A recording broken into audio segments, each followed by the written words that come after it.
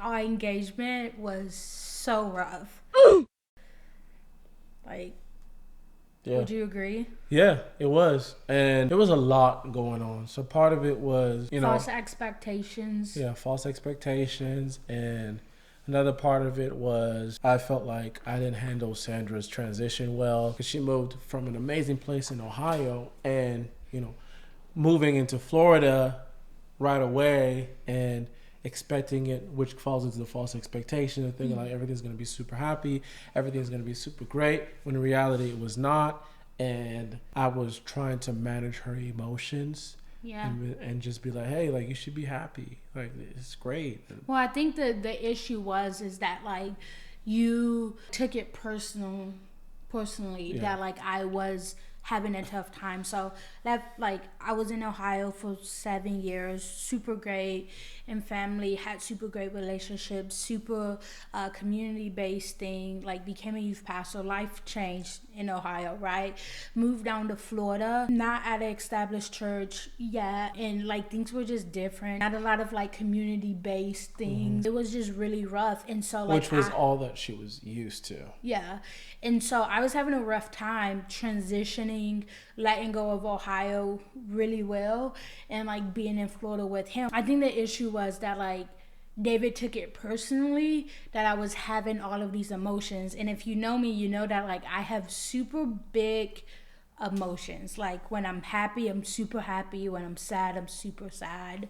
Like my emotions are big. Yeah, it was just like a rough transition to Florida because of like false expectations, Right. things that I misunderstood, things that he misunderstood. Right. And I think there was also a lot of external influences in our lives as well that wasn't necessarily super helpful, you know? Right. Yeah, it was just tough. And so we Yeah. like almost broke up.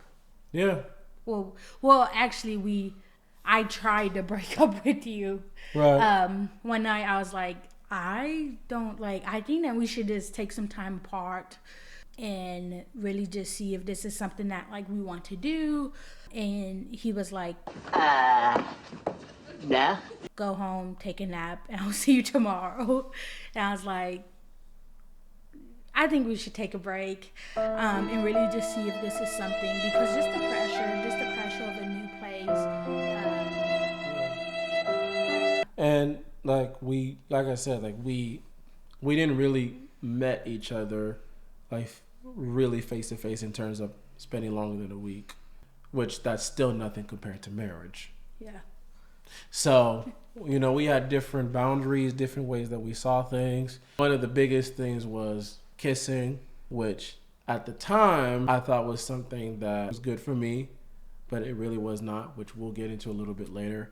But it was just a lot of like just boundaries, things that we didn't agree with. There was a lot of things that we didn't agree in terms of even the way that we did life.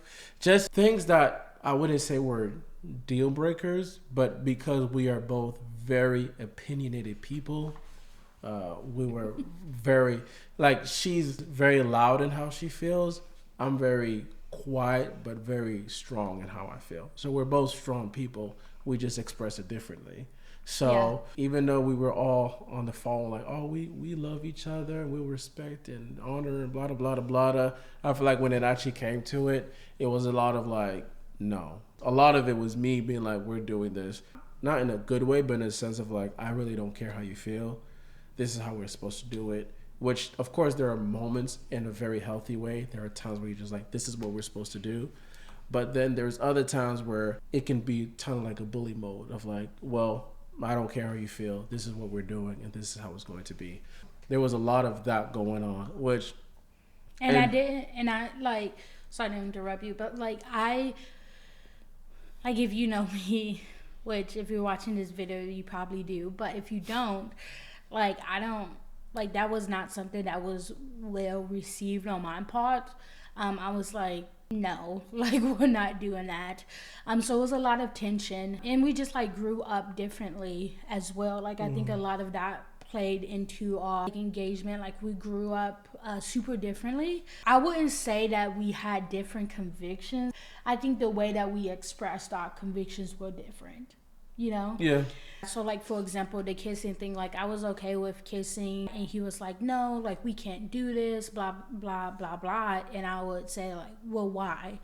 And, like, he couldn't really give me, like, a solid answer of, like, why. It was just, you know, something that other people were doing. And, like, that wasn't okay with me. And so, like, that was something that we constantly talked about. And this is just an example. Like, there was other things as well. And then there was, like, external, like, forces that, like, I felt like was speaking into a relationship that probably wasn't the healthiest. And probably we probably just needed to really just like speak to each other and really go to the Lord. And then we got to a point where it was just not good. Like, he was unhappy, I was unhappy, and he was like, I'm done. Huh? Basically. That's not what happened. I didn't say I was done. What I said was... No, he said something worse. Oh, okay. What I said was, I feel like the Sandra that I fell in love with is not the same person. And so I said that I didn't love her because I felt like it was a different person that I was in love with. And so I essentially did what Sandra was trying to do. I felt like we just needed to drift apart because part of it, me too, was honestly like, I don't know about for her, but even for me, I felt like my relationship with her, because of everything that was going on, it really affected me as well. So a lot of it was not even her. Even though I felt certain things about her, a lot of it was also me. I felt like I wasn't being myself as well. I felt like I wasn't being the David that she knew to love and to appreciate. And because of that, I felt like it was really good to come back and kind of not necessarily like if this is God, because I generally believe it was the Lord, but it felt like we needed to like step away and really pray. Like I was like to her, like, hey, you need to, you know, figure out what's going on and let's reconvene. And I was like, I don't know how long that's going to take. I didn't know how long that was going to be. That's what I said to her. But I definitely should have done a better job of like communicating how I felt about our relationship from the very beginning. Because what led to that point was just me not being vocal. That's really what it boiled down to. She was really vocal, but I was not vocal, which that's worse. Because at least she was honest about how she felt. But I felt like I wasn't as honest as I was. And so it kind of like came to a tipping point where, because of all that happened, and once again, I'm speaking from retrospect, because at the time I was like, well, there's nothing wrong with me.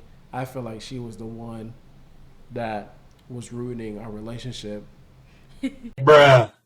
I was like, she was the one that was doing all this, and I was like, oh, so you're the problem, which there was some truth into it, but that's not the whole truth, right? So I was like, hey, you need to go back and go seek the Lord and see like what's going on so that we can figure each other out. Yeah. So. And I remember like we were like sitting at a table, and like obviously like that time in life was like extremely painful. And like it was extremely painful. And I want to say that I had no grace. Like that's the biggest thing too. Like I had no grace towards her season. Like I'm just looking back because I'm like, dang, like even now I'm like, dang, like I really should have done a better job of like handling my part of the relationship well. But you look back and you're like, oh well, you learn. So she's dealing with moving, she's dealing with having different relationships with people, and she's dealing with and we're building a church, so we're doing things from the ground up. So there's a lot of factors that she's hitting all at once. Yeah. That I didn't take into consideration. And so because of of course, I'm not the only one to blame, no. But I recognize the responsibility of some of the blame. Yeah. So. And so like I remember that day because it was like my birthday. And so, yeah, that's and true. so like, I remember sitting at the table being like, actually we were in Barnes and Noble, and I was like, what? Like, what? And I remember being like, I literally just moved my entire life. Like, I left everything I knew, everyone I knew. Like, it's been extremely hard down here. We're building a church. We're working full time. we don't even know when we can get married because of immigration. And I remember just getting up and leaving. Like, I just got up and left, right? And I remember going back to my apartment, and I was like so mad. Like, I was so angry. Remember, I have big emotions a lot of the time. And so I was just like so mad, and I felt so like betrayed, because I was like, this guy, like, I feel like bamboozled. I was like, this guy, what is happening? And I remember sitting down, and I text one of my mentors, and then I called another one, and I actually called Rachel. Mm-hmm. And I told her everything that was happening, because I was just like, I had talked to a couple people. Other people were talking to me. They were like trying to explain to me. It was just like a mess. And she was like, Sandra, like, I need you to like be calm. Like, I need you to like calm down. And I need you to like recognize that, like, although you guys have problems, like, it feels kind of like an attack. And then I went into a place of prayer, and I feel like what the Lord showed to me was like, the enemy was allowed to have access because I didn't process well. And like, there's a thing, like, even if you are verbal, like, because I was super verbal, but the way that I processed wasn't good. You know, my emotions and internal. And so, like, I like processed with the Lord, and like my spiritual mom, like, she really helped me out and being like, hey, I just need you to like calm down and like come back to earth and like recognize these things as they are. And I was like, okay. And I remember being like, David does love me. Like, what is he talking about? Like, I just knew that I knew, like, I was like, this guy loves me. Like, there's no way that this guy does not love me. Like, I just wouldn't accept the fact that he was like, oh, I don't love you. I was like, no, he does. Like, and that was like the end of it. And then like, somehow, some way, which I feel like this was a work of the Holy Ghost, I was just able to not be emotional about it. Like, it was just like, I was super emotional about it. I was like crying for like a day and a half, 2 days. I didn't see him. I didn't like go anywhere. I was just like stuck in my little condo apartment and stuff. I didn't even talk to him. And I remember like I felt like the Lord allowed me not to have any emotion so that like I could put my head on straight, because like I was about to straight up ruin this relationship, you know, because I have big emotions and small emotions, and you say stuff you can't like take it back, and it's just a lot, right? And so I was sitting there, and the Lord, like, I feel like the Lord just brought comfort, and like I feel like the Lord was like, David loves you, and David is your husband, and like, and I feel like the Lord's like, you guys are going to work this out. And I remember calling David, and we were going, I'm like, hey, let's just go for a drive. And like, let's just talk. And he gets in the car, and he's like, it was so weird because you were like amped up still. I'm like, why is this guy amped up? He get in the car, and he's like, okay, this is what you have to do. And then like, we can like get married, like, basically like we could get married now. He was like, you like have to do this, and this. And he like give me a list of things. And I was like, and like, regular old Sandra, I would have been like, get out of my car, bounce, like, goodbye, you know? But I like stopped him in the moment. I was like, hold on. Like, what did the Lord speak? Like, what did the Lord speak to us at the very beginning? And so like, we went back to that spot of like what the Lord spoke, you know, to us, that like this marriage was going to like be a benefit for the kingdom of heaven, and also for ourselves. But mostly like for the kingdom of heaven. And so like, do we believe that? Like, do we believe that God both gave us words about, I'm your spouse, he's my spouse? Like, that moment, I remember we like parked, and we were like walking on the beach, and like, I feel like the Lord just began to heal us, and we begin to have like healthy conversation. And I was able to express of like, hey, this is what went wrong. Like, this is how I feel. Like I feel like you didn't do this. He's like, I feel like you were too emotional about this. And it was good. And then like, we were back together. Yeah. And I want to talk about one of the things that we talked about, which was the kissing thing. I feel like it's going to help a lot of people in this current state of like dating and engagement. So one of the things that actually made things worse was because I put on a false and unnecessary burden of the fact that I'm not going to kiss because I want to try not to kiss until we get married. Because of me doing that, it actually made my sexual frustration worse. And because it made my sexual frustration worse, it made the fight to be pure a lot harder than it was supposed to be. So whenever we tried not to kiss, we ended up kissing more.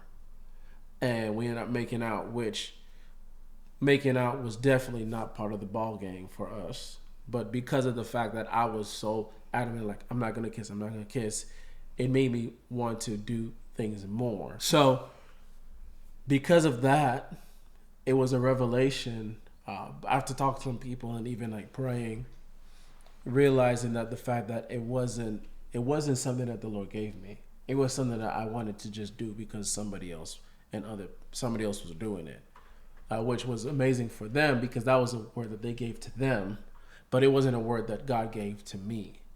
And so when that happened, it literally lifted off a weight off of my shoulders and a weight off of our relationship. Yeah. Because the Lord knows where we're at. And the Lord knows how much we can carry. And so for me, it wasn't that much of a temptation just to kiss, because kissing to me didn't lead anywhere in terms of like in a healthy perspective. And so I want to say that because I know that as Christians, it's as we try to make decisions on what works best for us and what are the boundaries that we need to create. I want to encourage you to really discuss that with the Lord and discuss that with your partner. Yeah.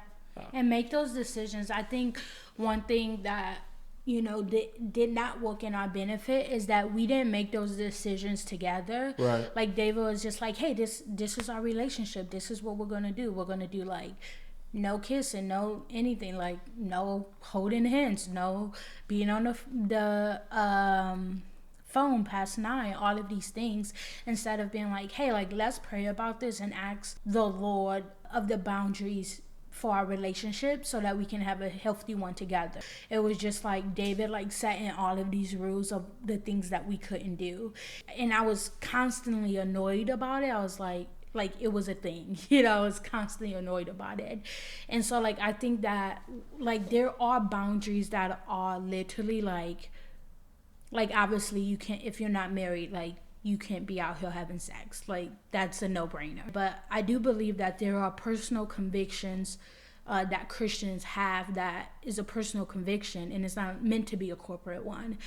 And when you enter into a relationship, like you guys have to pray together and ask God, like, God, what are the boundaries you are putting into place, like for this relationship, And I think that would have probably stopped us from having like a lot of heartache and disagreements and a lot of things that we fought about, because like after we did, have that walk on the beach, like it was like we were back to us and back to like loving each other well and like really wanting to honor each other well and like do this relationship right and like get married and all of those things. But like we had to have an honest conversation with the Lord and an honest conversation with where we were at. And that was a choice that we had to make. Right. And I want to say something because I also want to clarify also that I felt like even though they were from the Lord, that I should have communicated that with you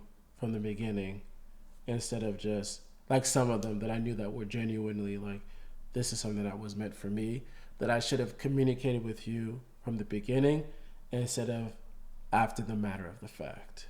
Yeah. And so as you guys are praying, and this is the part that I had to learn, is that even though there's things that you have individually, this is where we come together, where she was talking about coming together and praying and discussing it and explaining it why as a couple, instead of just saying this is just how it is and that's just how it's going to be, and not taking consideration of understanding the why behind it. So the way that we met was so supernatural. Like he literally was in Canada. I literally was in Toledo, Ohio. The way that God brought us together was literally so supernatural. I wanted to be married, but I was still so tired of these Christian dudes out here. And then like he was obviously like going through stuff. And so like when the Lord did bring us together, like we had to make a choice. We had to say yes to what God had for us. And so like that's how we met, a Canadian, an American. We fell in love, and like now we're here, and we just want to encourage people on their journey of being like, hey, if God said it, if God brought you guys together, he's going to do it. And like I want to remind you guys, like faithful he has been, and faithful he will continue to be. And like we know that personally, like in our journey, that he has been so faithful to us, and he's going to be faithful to you guys as well. And so yeah.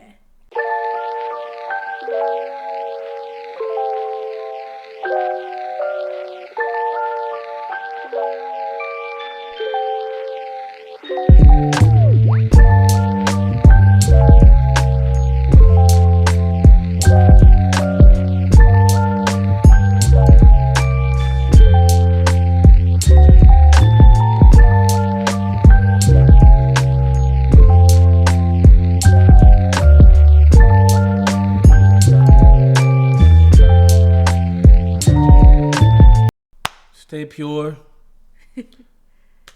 Stay fulfilling the will of God. I'm telling you, Jezebels are going to come.